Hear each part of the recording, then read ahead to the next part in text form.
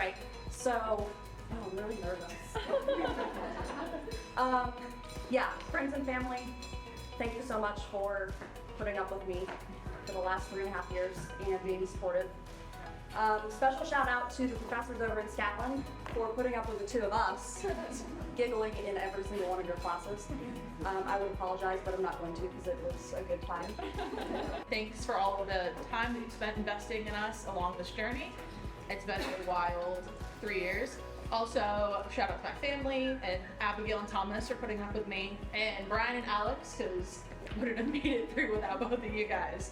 It's been 3 years at this point. I came all the way from New York. Those of you that don't know my story, I decided I wanted to be a chiropractor, applied to Sherman, got accepted, and moved here in about a 2-month period. It was really crazy, but I wouldn't change a thing. It's been awesome. I'm so grateful for everyone. My class has been awesome. Our case doctors, everyone over in Scotland, like Alex said too.